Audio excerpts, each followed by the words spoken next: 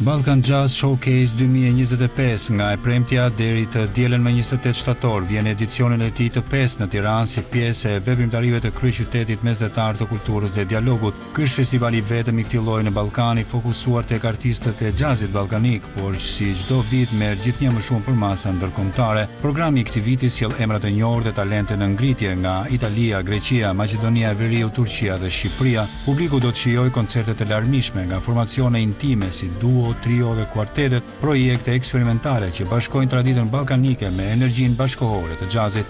Ashtu si çdo vit, netët e festivalit do të mbyllen me jam session, momente të lira improvizimi ku artistët shqiptar dhe ndërkombëtar ndajnë skenën dhe emocionin e jazzit. Organizuar nga Albanian Jazz Society, ky festival synon të forcojë rolin e Tiranës si një qendër e rëndësishme e jazzit ballkanik dhe mesdhetar, duke e kthyer muzikën në gjuhën që bashkon kulturat dhe njerëzit.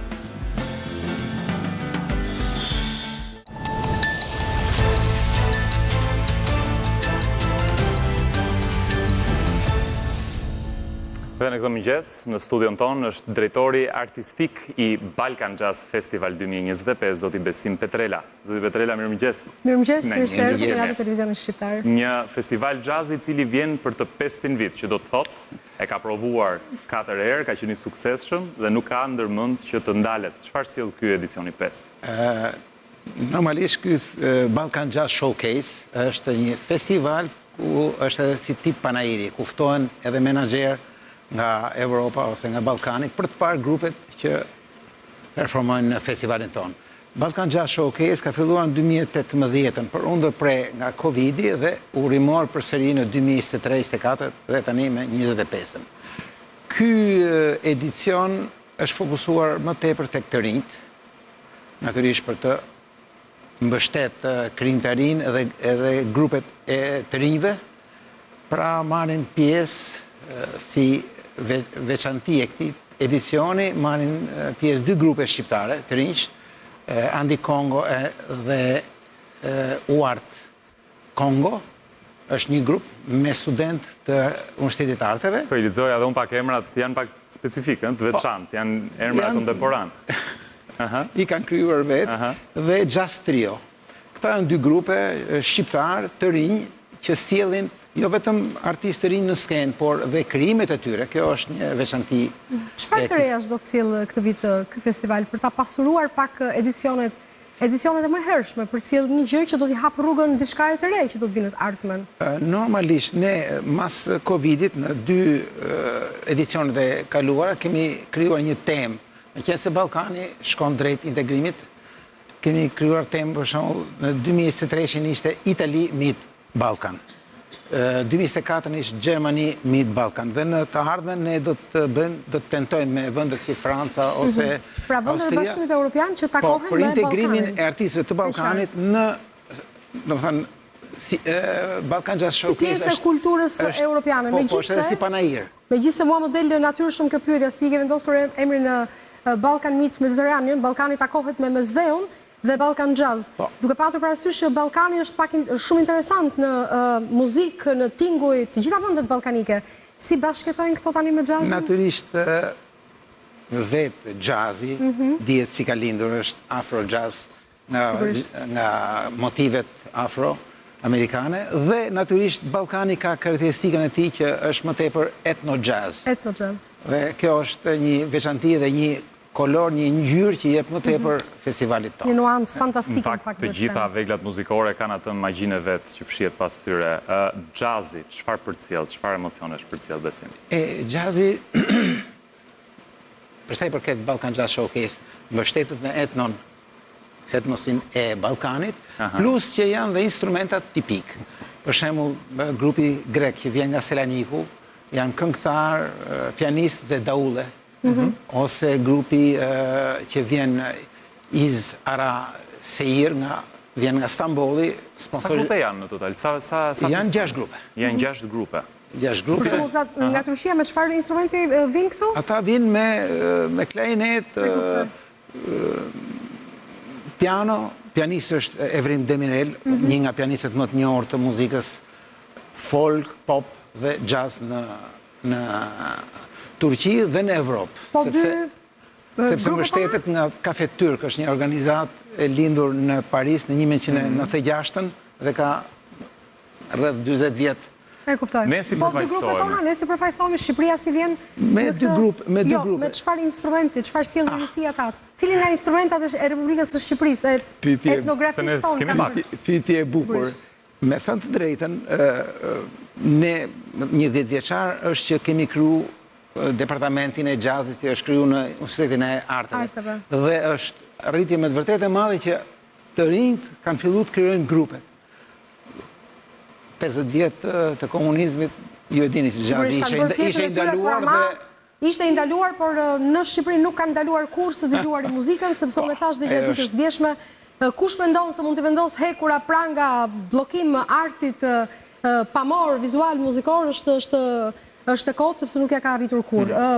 Zoti Petrela, kur do të mbahet dhe ku do të zhvillohet festivali filloi mbrëm në një koncert në teatrin Petro Marko dhe ishte Adriatic Jazz Ensemble, është i përbërë nga muzikant shqiptar dhe italian. Italian që kanë studiuar në katedrën e jazzit në Tiranë. Shumë interesante. Pas keni një shkëmbim tepër interesant. Koncerti ka qenë shkoj shumë bukur. Salla e teatrit Petro Marko ishte full. E mbushur plot. Sot kemi dy grupe, grupin Adriatic Jazz Ensemble italian dhe Argalos nga Siraniku. Nesër do të vijmë me Muhamet Ibrahimi, është një kitarist nga Maqedonia e Veriut. Maqedonia e Veriut. Po, risinë mos gaboj është dhe fakti që do të jetë dhe në Vlorë, në qytetin e Vlorës, këtë vit festivali? E bëm. Por ka qenë era e parë që bëj dhe në Vlorë, në edicionet e kaluara, ku ka qenë i shtrirë festivali? Në Tiranë dhe në Shkodër. Edhe në Shkodër. Kemi pas më tepër. Po këtë radhë provuam dhe në pëlqeu shumë që ishte bushur. Mendoj që keni afruar dhe pak turizmin, keni zgjedhur pak edhe këtë lehtësinë e arritjes së qytetit bregdetar, duke i shfaqur mbas edhe grupeve që vinin tjetër pamje të Shqipërisë. Natyrisht. Natyrisht Vlora dihet që është nga pikat e turizmit dhe aty ka mjaft turist, po më pëlqen fakti që salla ishte plot dhe është një kënaqësi kur artistët luajnë me një publik. Absolutisht. Po për artistët, për sportistët, ku ka gjë më të bukur se të performosh përpara publikut që është i shumët në numër? Do të di, nëse të bëri përshtypje grup mosha atyre që ishin në sallë, cilët persona erdhën? Grup mosha është e shtrirë. Është e shtrirë. Janë të gjithë, nga të rinj deri tek mosha e tretë. Por kurthi i bukur i këtij Balkan Jazz Festival është sepse ju keni ndërthur prurin e grupeve të reja muzikore që kanë këto instrumentat përfaqësuese nga çdo shtet të tyre. Dhe sigurisht të ndërthurni bashkë edhe audiencën e atyre që janë nostalgjik të jazzit, ose që vazhdojnë të dëgjojnë jazzin. Kështu që keni gjetur një mënyrë interesante dhe të zgjuar për të ndërthurur bashkë brezat. Ndërthurja e brezave është shumë e rëndësishme, sidomos kur ne fokusohemi që të rinjt që do të jenë e nesërme edhe si publik, edhe si interpretues, të rinjt janë baza. Dhe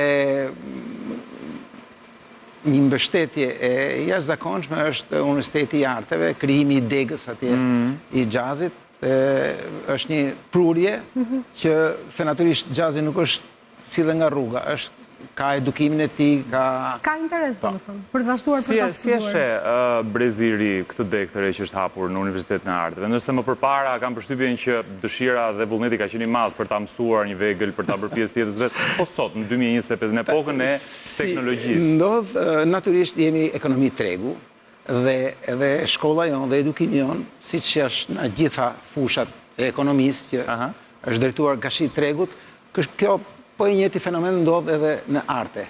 Për shembull, në degën e muzikës janë rritur shumë prurjet që studiojnë për jazz. Dikur ka qenë, si më thon, 70-30, muzika klasike 70%, 30% jazzi. Kjo është sepse tregu kërkon muzikën jazz. Klubet, domethënë artistët që edukohen, kanë talent, shkojnë në gjithë botën. Ka treg më tepër për muzikën kontemporane, muzikën jazz, jo se muzika klasike gjithmonë është baza e edukimit. Por ka më tepër prurje studentësh në katedrën e jazzit se në muzikën klasike. Se në departamentin e muzikës. Kam një kuriozitet, a mund të thuhet e njëjta gjë edhe për veglat e tjera muzikore? Mua jazzi më pëlqen. Pra, me instrumentat e tjera muzikore, se tingujt që përcjell sigurisht janë shumë emocionues. Po dek të tjera për instrumentet e tjera muzikore, gjejmë në Universitetin e Arteve? Universiteti i Arteve është një universitet i plotësuar me të gjithë instrumentat. Vështirësia është që jo vështirësi, po që interesi që kanë studentët. Jo, duhet bërë më tepër një politikë me shtrirje në të gjithë Shqipërinë që shkollat të sjellin shkollat e mesme, ata janë bazë që furnizojnë Universitetin e Arteve. Gjithsesi kjo është një çështje shumë komplekse dhe do të diskutohet për sa kohë që ka shkolla interes instrumentist, dëshirë për artin, për muzikën, natyrisht që ka të ndikimin e drejtë për drejtë tek ata që e dëgjojnë. Faleminderit zoti Petrela, ju uroj suksese. Ta kujtojmë edhe një herë deri kur zgjat festivali? Festivali është 26, 27, 28 në Universitetin e Arteve, në ora 20 dhe hyrja është e lirë. Dëshiroj vetëm dy fjalë të falenderoj Bashkinë e Tiranës dhe AMSHC-n që realizuan mbështetën dhe na realizuan. Zotë Petrela, ju uroj suksese, faleminderit. Në fundjavë të nderuar teleshikues, keni mundësi në Universitetin e Arteve të ndiqni Jazz Festival. Një risi dhe një ngjarje e mirë kulturore, e cila brenda modestisë së organizimit të saj sjell tinguj shumë të bukur. Faleminderit edhe një herë zoti Petrela. Ditë të mbarë dhe fundjavë të mbarë, zotë Petrela, shkojmë në një hapësirë të shkurtër të reklamave dhe rikthehemi me zotin Jorgo Pulla për rreshtimin e vjetëve. Ku do të shkoni pa Jorgon?